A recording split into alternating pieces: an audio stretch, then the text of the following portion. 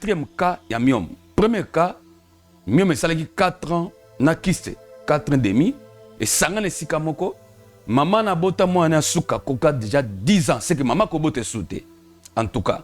Mais après prière à 30 jours, à côté échographie la kisi, myome na kiste, o ezaki na 4 ans et demi, na liboum na et bongwami mwana.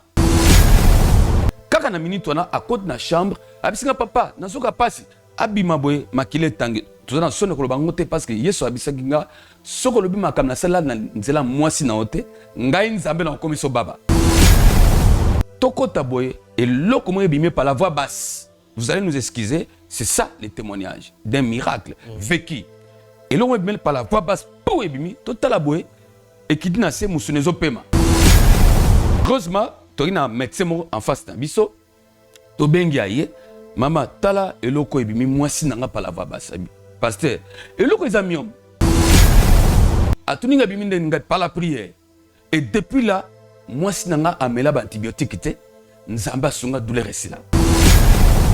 Deuxième hôpital est confirmé échographie. Plus de 6 myome, il faut passer à la moi si nanga opération. Ba moni ba myome nyoso plus de 6 myome et bongami zemia 29 semaines. Okay. Soto bili kamba ba paso abote me kara 2 ans. Munguna satana ndoki ayiba pili pasa moko. Parce que Bible lobi l'ennemi vient pour voler. Ayiba ki mais 2 ans après par la puissance de la prière, zeme zongi na 7 mois les mêmes jours. Ndeko ko beta tembete na likambo nzamba osala. Yesu Masia otobi bravo Jésus azana nguya makoki akosala ebele. Ndekwana akutana ndeko moko ya famille na 2009 apese mbote na loboko nzoka beta de masasa butu yekolo nzota yebite na bondi la misi bandeko bozonga bandako nyonso batia banzoto na ebima na kombo na Yesu Christ papa chic ndeko mwasi asongi ndako bala mukatongo boye awe vimbi ya nini vimbi batala boye epesi mutulo kwa lianzi ngape na yebionte mutu ebimbi bo libende. Tu n'es pas docteur. Docteur à qui a juste ça bêta boy. Quand. Nin. Attends, il fait la licence.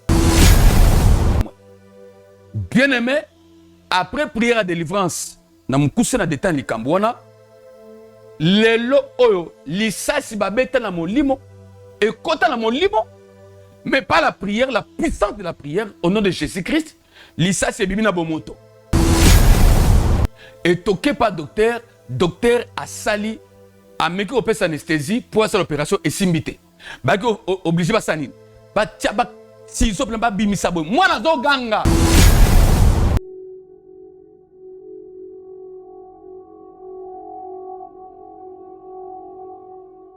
Shalom peuple de Dieu, bisika nyonso bozali ya mokili mobimba nzamba zanga te ko pambola bino. Naye premièrement ko remercier bandeko nyonso surtout bazo soutenir notre orphelinat. Na 100 francs na yo 200 francs na bino vraiment na très reconnaissant nzamba pambola bino azongisi la bino persusu ya mingi et lokola bible za ko na biso aza ko sunga orphelin aza ko sunga nzambe azo la tisa orphelin azo la tisa nzambe et les mêmes choses aussi azo tongela orphelin et aza ko tongela pe nzambe osika onde toza ko tonga orphelin na biso bisiko to lobaki na bino ke toza ko tonga orphelin likolo ya na kati ya temple ya la restauration des brèches. Donc, dans le deuxième niveau, il y a la restauration des brèches.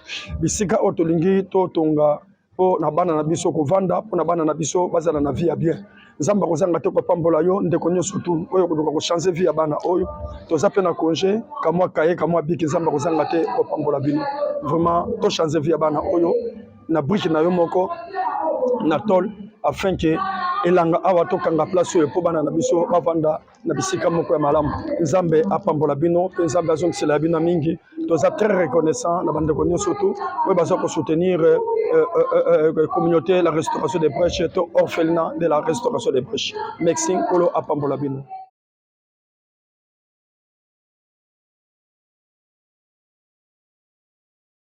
Mesdames, messieurs, bonjour et bienvenue sur votre chaîne Chebisso Télévision, la chaîne qui vous ressemble.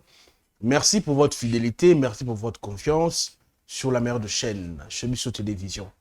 Alors, avant de commencer cette émission d'aujourd'hui, Je tiens à remercier tout d'abord notre sponsor officiel. Il s'agit bien de Jésus-Christ de Nazareth, parce que c'est lui le sponsor officiel de cette chaîne chez Bisso Télévision.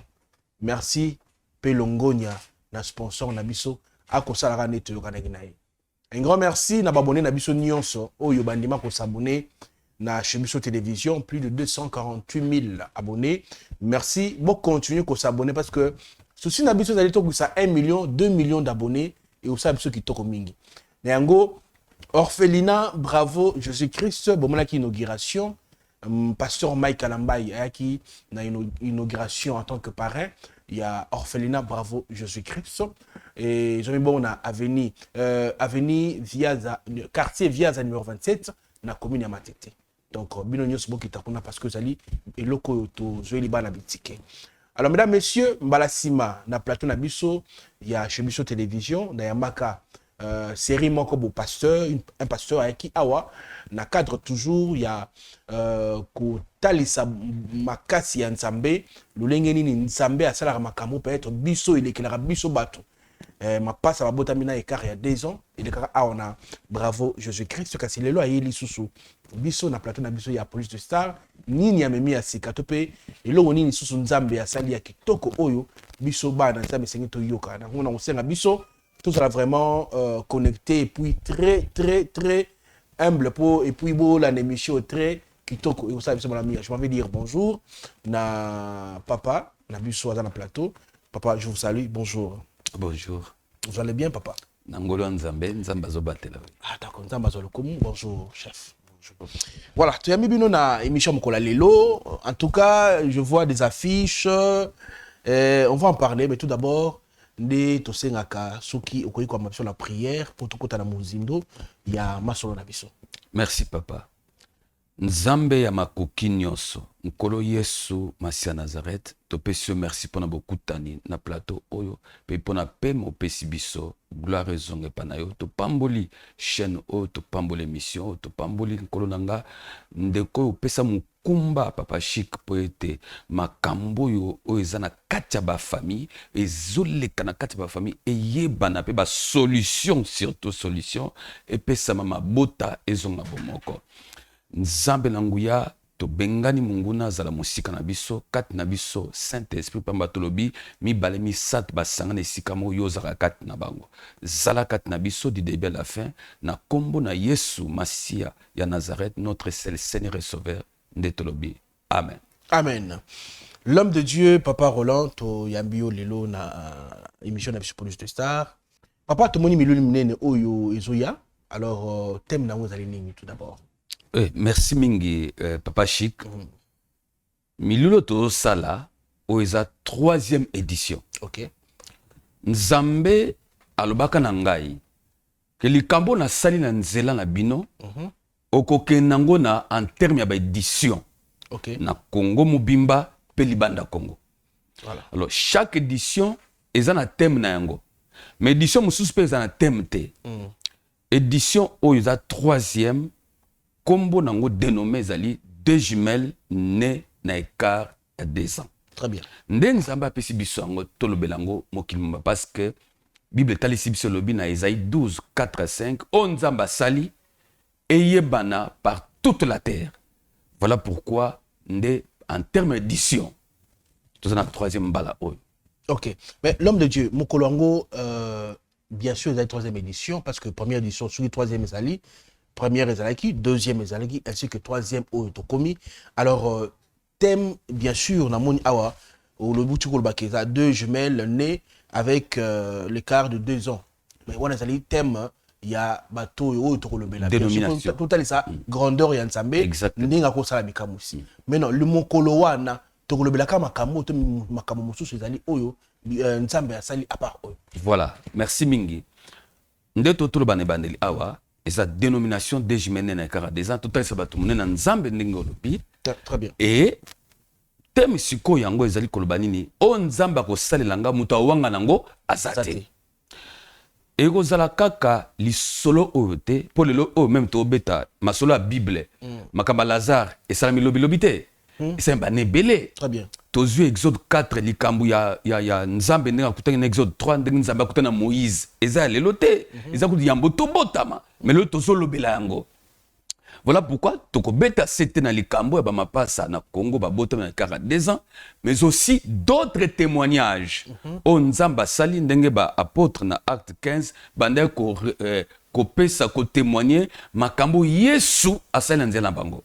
Donc il y aura entre autres n'habite ce qu'on peut tout temps on déjà mbala moko voilà o nzamba sali à part ba mapasa ne 42 ans o nzamba sali likamba miom bandeko basi bazo souffrir nango mingi nzambe asala o eza 4e cas ya miom. Premier cas miom esalaki 4 ans na kiste 4 ans demi et sangana esika moko maman na bota mwana suka koka déjà 10 ans c'est que maman ko bote souté en tout cas.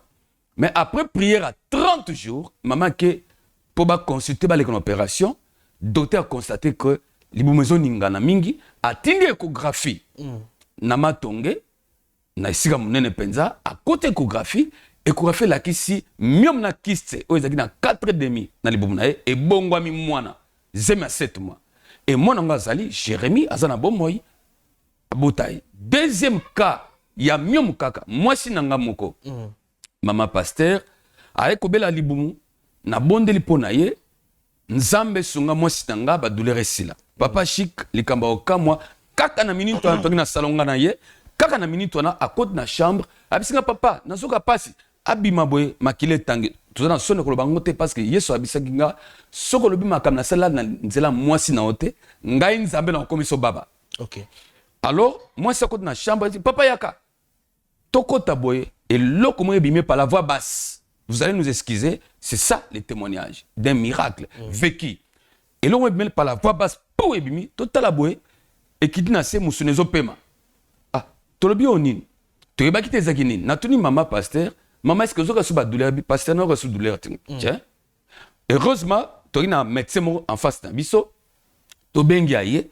Mama tala eloko ebimi mwasi nanga pala va basabi pasteur eloko eza miom ngabi miom atuni ngabi minde nga pala prière et depuis là mwasi nanga amela ba antibiotique te nzamba sunga douleur esila.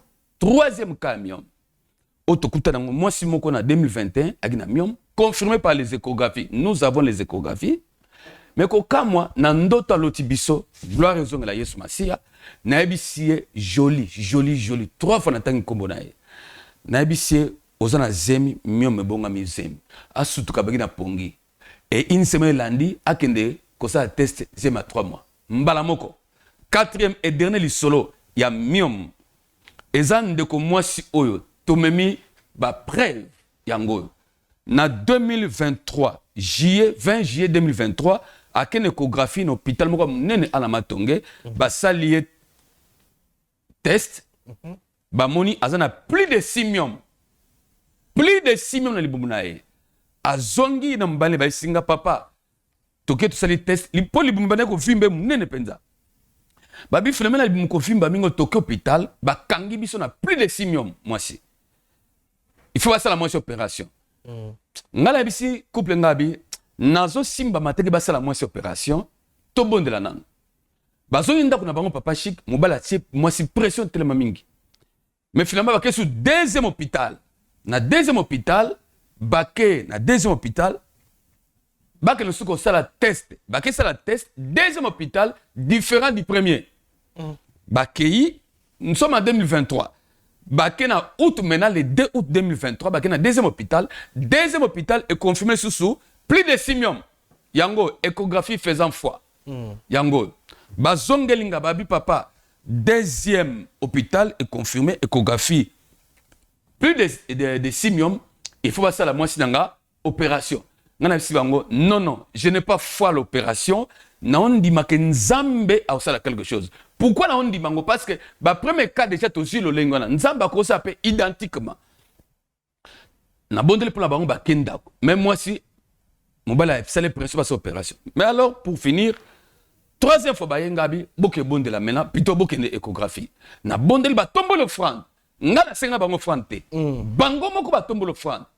en tout cas nkolo sur le comme na senga bango frante bango batombo le frante ngabi nkolo a se souvenir frante allez-y maintenant bakei papa chic likamba ko kamwa 3e échographie bake bazon hôpital à liboso bakene na matonge yangoyo batali le 12 avril 2024 bamoni bamiom nyonso split le simium et bongami zemia 29 semaines, c'est-à-dire 7 mois et 2 semaines. Likamba kokama bamiom plus de simium tobani na 2023 juillet 2023 ti na le 12 avril 2024 même hôpital et lobi non bamiom nyonso bongami mwana zemia 29 semaines donc 7 mois et 2 semaines. Likambako kama papa. Na mois de mai eleki, ba pesa date karobota na le 31 mai. To zeli eleki te to koti mabonde li papa. Likambako kama ba ke l'hôpital munene pe na limité. Mwana botami le 24 juin 2024. Donc, likambako kama Yesu Christ, biso photo kamango po Yesu Masia sali. 100% Jésus-Christ. Bravo Jésus-Christ. Bravo Jésus-Christ. Bravo Jésus-Christ. Bravo Jésus. Voilà pourquoi et chaîne Oyo, vous avez une raison pour le bas. Bravo Jésus-Christ. Yesu sali ngaite nazaka kamuto nzambe a utilisé selon Genèse 20 verset 17 à 18. Nzambe a dit Abraham bondela pona Abimelech roi na mwasi na basana naye babika pe babota. OK. Nde Abraham abondeli Nzambe asali bikamo na Yesu asali su bikamo na Congo ba miom plus de 6 et bongwama zemia 7 mois pe mona nga botama mona nga sa mama na siko ko yape ko tatola. OK. Bango so bakoya. En tout cas, il faut y aller quand bravo Jésus. Akoya. Nayo, je vous invite pour ba yemoko tobiso linga mutaloba. Amen. Bien sûr que lobby mais sengeli maman wa yene boyaki l'autre fois na ba jumelle hein ba to ba mona ki pe ba comprendre que makambo nzamba sala kile kila ka biso bato. En tout cas, ba bolingo bo comprendre makambo mosala ko loba. C'est très fort. Mino bonima te ke nzamba sala. Maman osambela malamu te. Tabi kamo ya nzambe. L'homme de Dieu. Maintenant Milulu ko sana wapi? Milulu 3e édition ekozala na Yolocide. OK. Yolocide ba yebi ezana commune Kalamu. Ezana terrain au bana benga Kalapenda la frégate mais kombo eko changer les remoko komaki Nkankara. OK. Biso basala nzambe to longola kombo wana. OK. Ezana terrain wana ex Nkankara na Yolocide na terrain wana. Eza 3 jours. Pourquoi to tiango 3 jours? Parce que Nkolo Yesu na Ligue 13 comme na 31 32 asala ki fait 3 jours à campagne. 3 jours à campagne asala ki yango biso nango na nzambe to landi lokolo ya Jésus-Christ otobi bravo Jésus-Christ. To landi lokolo na ye to ko sala yango mikolo misatu le 26 le 27 le 28 vendredi samedi dimanche à 15h déjà ça commence 2024.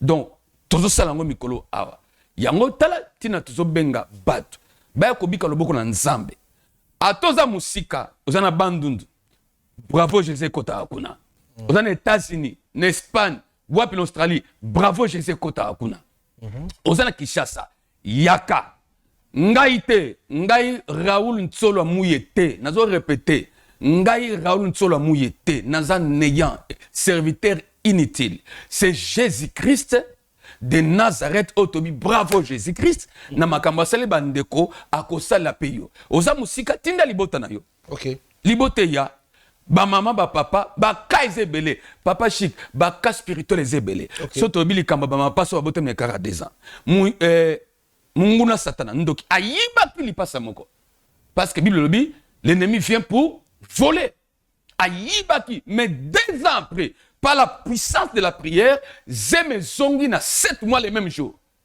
Oyope, bato mokili batie miom, mais tala nzambe abongoli miom comme nini, zemi comme mwana. Mususu, eza ndeko moka mwasi, ba betie masasi ya butu. Ba pesaki mbote na 2009. Ndeko ko beta tembete na likambo nzamba osala. Yesu Masia otobi bravo Jésus, azana nguya makoki akosala ebele. Ndeko na papa chic toya pe na ye. OK. Lisole zanine rapidement. Ndeko na akutana ndeko moko ya famille na 2009 apesi mbote na loboko nzoka betaki masasa butu ye kolo nzoto ayebi te 2009 eleki 2010 eleki 2011 eleki 2012 eleki 2013 wana na bandi ministère sikosika na 2013 toza na yesu depuis musala nzambe depuis 1990 mais ministère proprement dit to nzambe apesi biso na 2013 papa chic tokoti intercession wana na bandi église kana kati ya salon na ndako nanga nabi eloko nyonso batia na nzoto na bio voilà pourquoi muto ala de mission oyo izana nguya makasi oh nyonso na problème tu as la solution au nom de Jésus Christ na bondi la bisi bandeko bozonga bandako nyonso batia na nzoto na bio ebima na kombo na Yesu Christ papa chic ndeko mwasi asongi azona ndako bala mukala tongo boye awe vimbi ya nini vimbi batala boye epesi mutulo kwa lianzi oh babenga pasteur Raoul eloko mo ebimi Benedict na loboko na boya na ye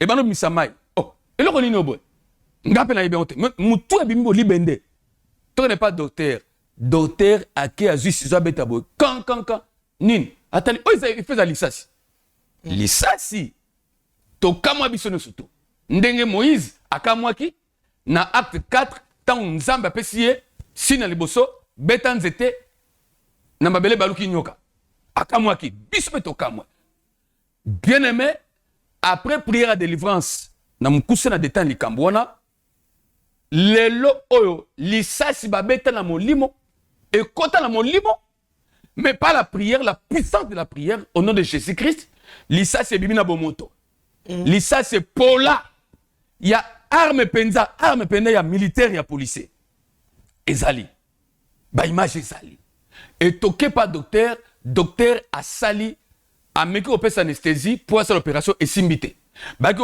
obligé basani ba siso plan ba bimisa boy mwana zo ganga biso libanda to sambela ye docteur na kati azo bimisa nini lisasi et lisasi bimi lisasi ngwana ezali et même militaire moko poso ba beti musu lisasi boye normalement na loboko fait ça ni et pas le boko mais na molimo tama kama moli ndoki bandoki na famille so ba samba famille biso mingi yangwana gêné nombreux à cette croisade nzamba ko sala lisasi bimi na miso bato bozo mona ngwana lisasi bimi alors yesu asali kambo et je me dis Jésus-Christ na Actes des Apôtres chapitre 9 verset 18 Bible bitanga Ananias abonela pour apôtre Paul biloko mo ekitake na miso lokola bekai nzambe azana makoki ko sala nzambe ala makoki ko sala makambo koleka o biso non to monate o to yokate o matala mitema na biso te selon 1 Corinthiens chapitre 2 verset 9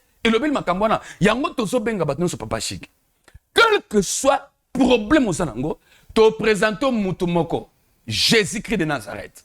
Oh, tozo betele maboko tango. Bravo Jésus. Mutu moyi. Yewana akosala makamba kokamwa.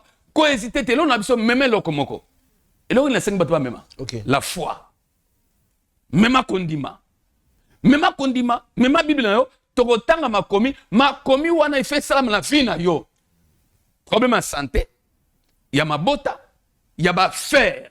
Okwera kwera nzoka ne kindoki déjà et benda mbongo nyoso et benda makoki nyoso papa dernièrement tana lekaki awa tosi ba témoignage belé ya bato pe babiki makambo ba zemi kolimwa babiki makambo akina mbongo belé mbala moko pou mbongo kiti venez à cette occasion Jésus-Christ de Nazareth on a zo continuer ko mettre maboko bravo Jésus-Christ ako sala makamba mine oyo ko lekela yo na 3 jours landena otoloba les 26 les 27 le 28. Papa, na musika nzamba sala. Kamususu. Parce que na Luanda, ezala bandekumba landa ki biso. Bagi na kakobota. Okay. Un couple, un vieux papa na une jeune sœur. Babengi biso ka makambo ba mapasa na ekara de ba ti kondimo Yesu asali. Babi papa, ton a problème pe biso pe awa.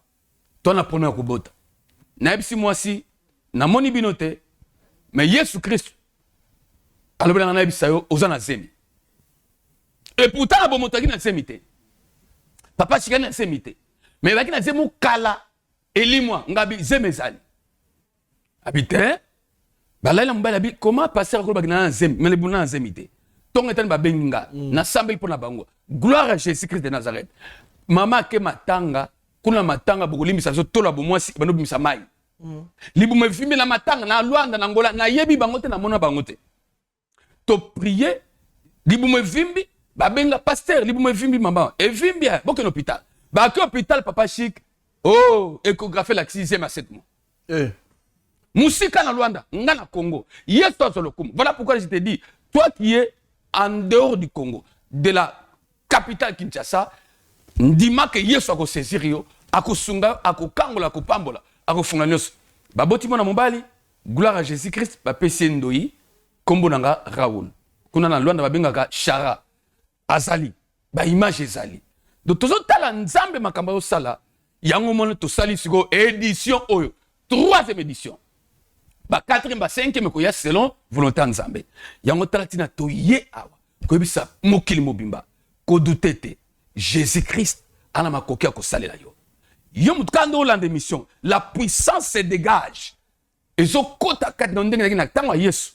Azo le ka puissance elonga kat na ye e kota kat bato ezo kangola bato. Et la même chose, toi qui suis cette émission, na bravo Jésus, na 3e édition au Dejimel, nene kara des ans, kolandisama otolobi na mingi kutu to bombi, eze belé makasi. Nzambe wana ko visiter bato belé. Tozondima, bato bakufa matoi, bakoyoka. Balobaka te, bakoloba, bakufa misu, bakomona. Yesu Christ na ko sala. Nous avons foi. L'homme de Dieu, moi, Mitoune Zali, par rapport à Mambo Lobby, Bolandi, l'homme de Dieu à Lobby, il y a des miracles authentiques où nous sommes à travers Moussal Naï.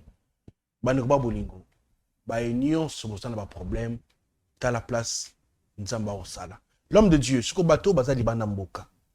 Bateau peut être, bon, talayo, libana mboka, bangon kolobana bangon.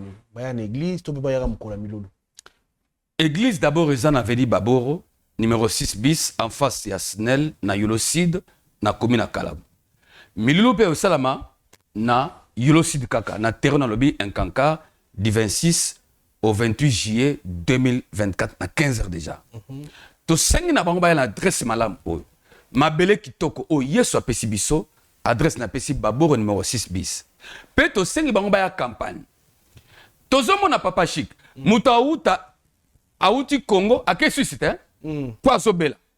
Mais on appelle maladie, ils ont tellement bando qui va tiango. Amérique ici, situation a changé.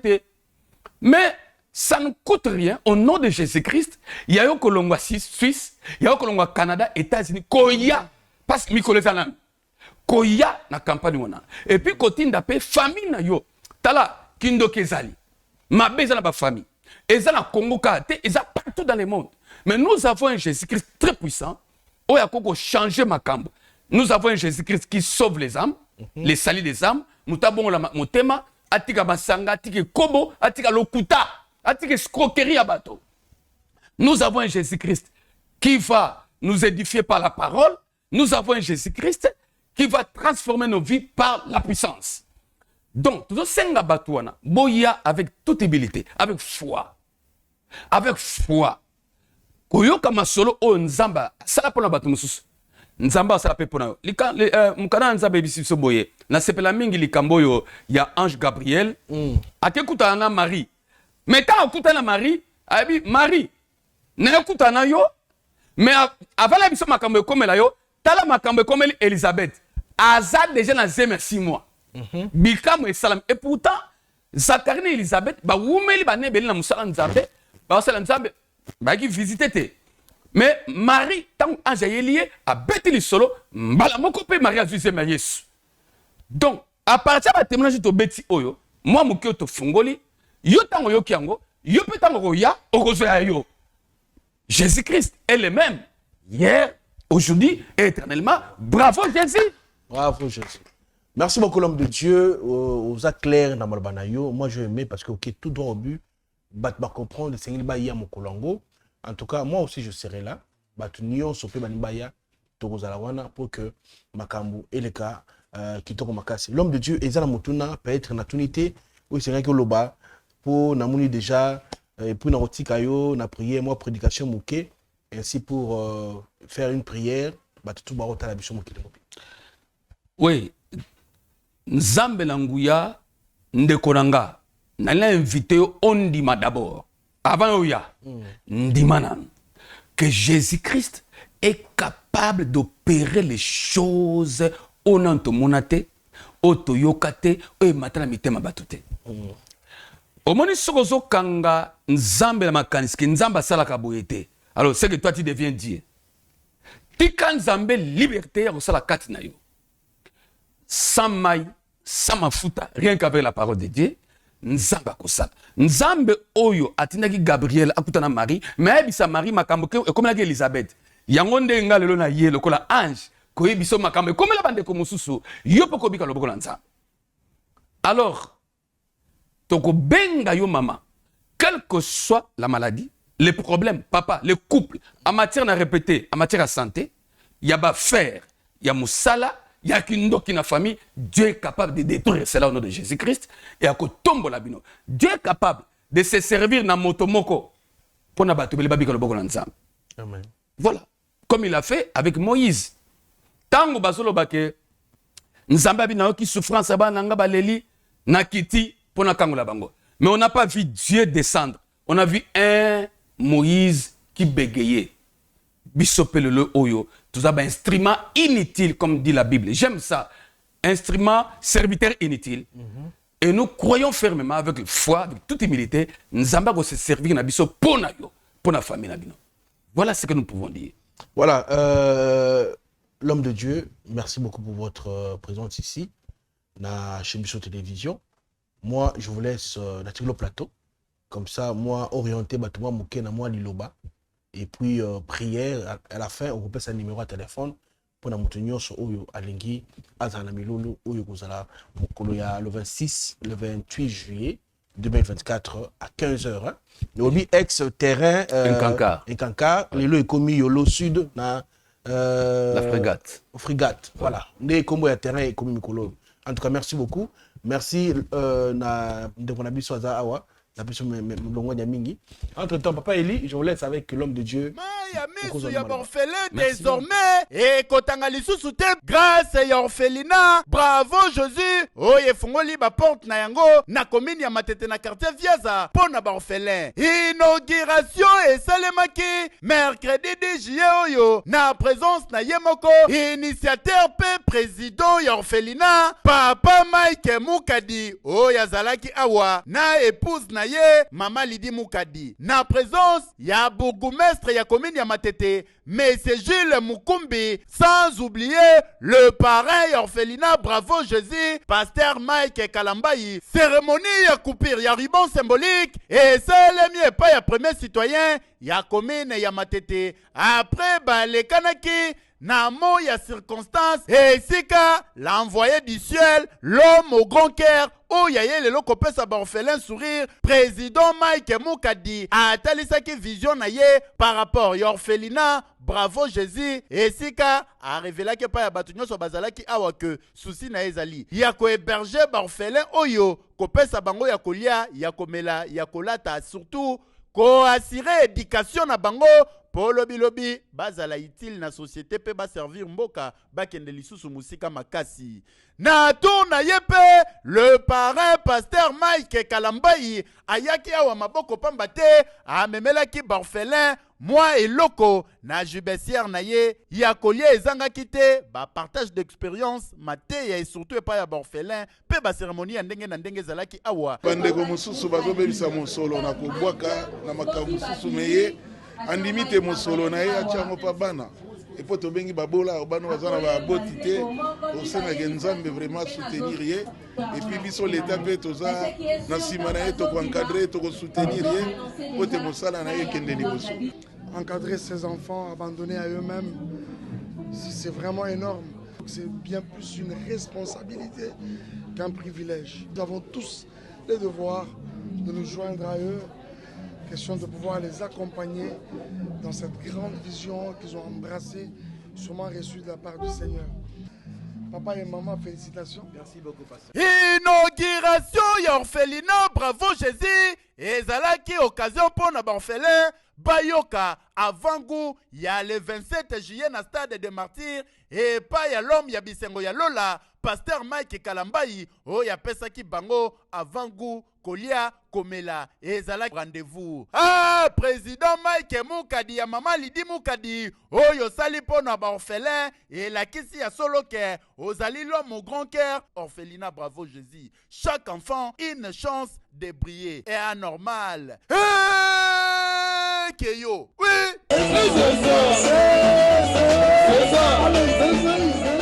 Oui, bien aimé dans le Seigneur, aussi mi Biblia et longo totang malbana nzambe.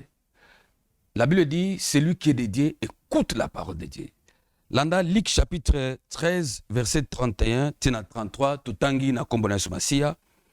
En ce moment-là, quelques pharisiens vinrent lui dire, va-t'en par d'ici, car Hérode veut te tuer.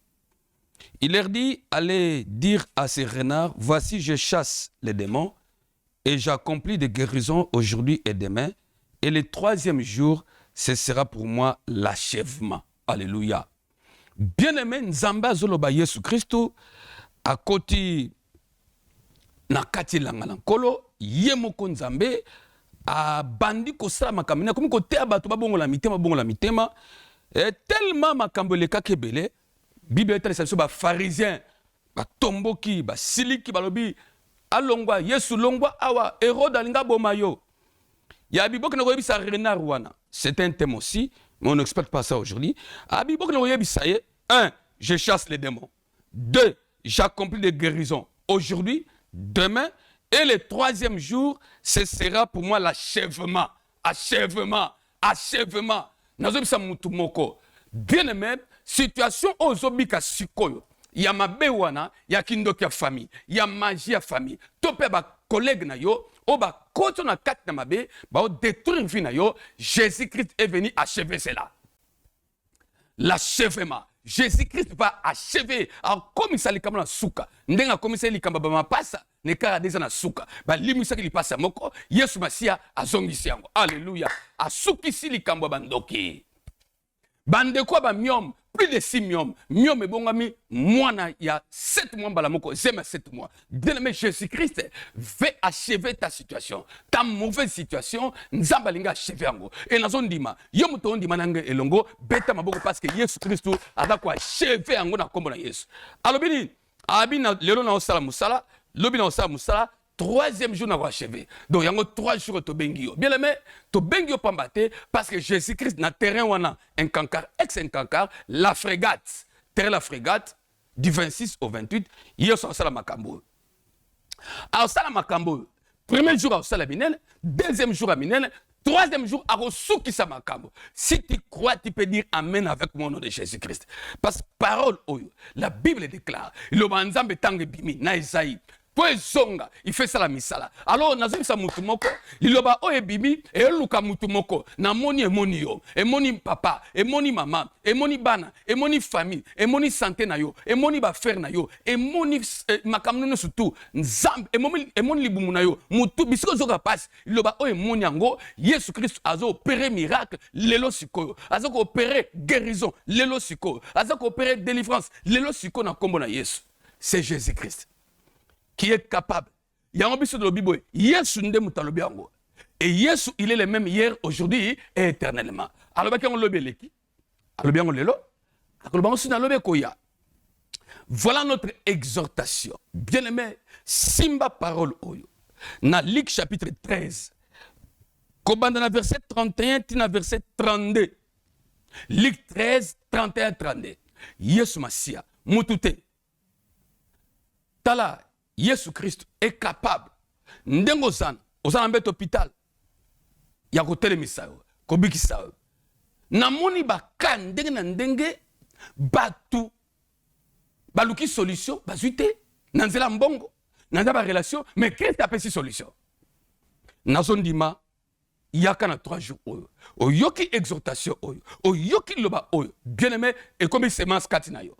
Et comme semence, il faut bota mbuma nango ndenge bandeko boti mbuma bato babiki loboko na nzambe bapambwami bafere fungwami au nom de Jésus-Christ parce que tozomona bato ebele bakangami bafere za ko évoluer te kindoki ya famille est bloqué. Jésus-Christ va chasser les démons, les esprits impurs pour que yo otambola mokili mobimba na bafere na yo nzambe azala makoki ebele.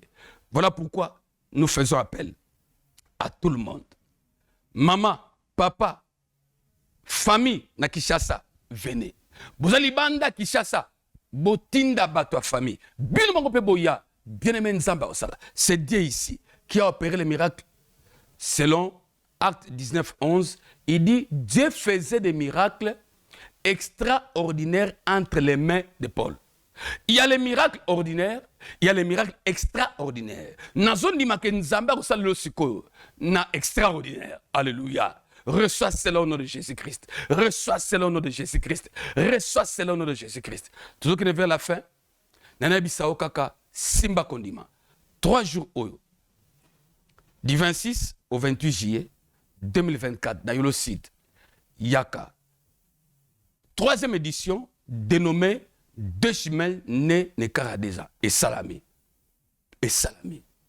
Yopeko Salama. Toko tato la paix, Makamo Yeso Asana Nzela na yo. Le pont mon abisso, église des Avenue Baboro, numéro 6 bis, na Yolo Sid, na commune Kalam. Soko lingi po benga biso na téléphone, pas de problème, au abisso, facilement. Raoul Nsolo Mouye, numéro plus 243, 81, 81 encore, 130 09. Plus 243, 81, 81 encore, 130 09. Une minute car en français, dans le Baboye. Venez, nous organisons une grande campagne du 26 au 28 juillet 2024 dans un terrain qu'on appelle, anciennement qu'on a appelé la frégate. On a eu à changer le nom, un cancard, mais nous changeons le nom, nous remettons les premiers noms, la frégate, Ayolocide, une grande croisade des miracles, des guérisons, des bénédictions et du salut du 26 au 28 juillet à 15h 2024. Venez expérimenter la main du Seigneur qui a opéré beaucoup de miracles, tels qu'une femme avait plus de simium, mais après la prière, plus de simium se sont transformés en grossesse de 7 mois. Et l'enfant est là. Vous avez les images. Venez, le Seigneur Jésus-Christ va s'occuper de chacun de vous. Nous répétons notre numéro pour une meilleure audition.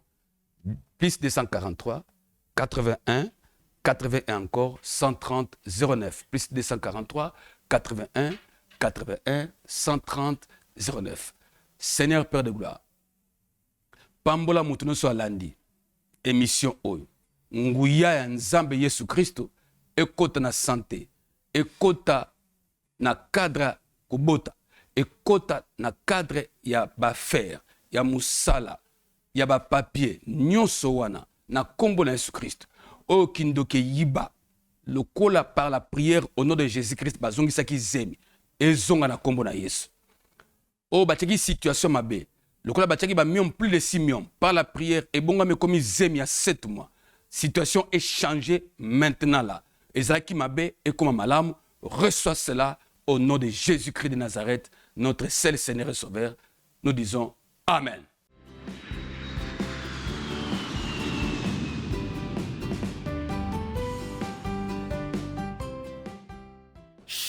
Oyebi ke ngane sobe to yoka nakate.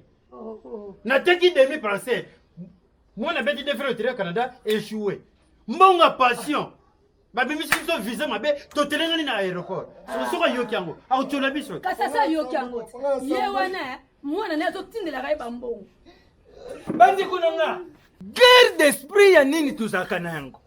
Baruba mutu atunaka aliaka nyama ikirati. Uyanga mwana. Enko une femme. Canada. Osala gindenge ni. Ndio moni bisoto tamboli awa lingwala zona tuchasa mo baba koti ko so ba traite. Poto retrouver place au moni bouillé. Mon peuple périt faute de connaissance. Makelele etondi ki chasa mubimba. Mais ba ose le loko bolokate. Biso tuzana sika obonga te. Tozali na croisement des avenues Willery et Dodoma. Moi na pas kende. A futa combien pour beta défini le terrain à na Canada. Singleton, pour te bengi mutu moko, ils en ont $7. Couple, ils en ont $15. En famille, peu importe le nombre, ils en ont $20. Alors, pour nous informer, nous avons un service, nous sommes tous en amour, dans 4 agences, le corps entre Express Canada Multiservice, tout ça na inscription na université ya Ottawa, tout ça la paix inscription na université de Moncton, tout ça la paix inscription na université ya Trois-Rivières. Na monike na Jansoyo Canada ya Sirisi. Entrée Express Canada, Société à multiservice Licorne.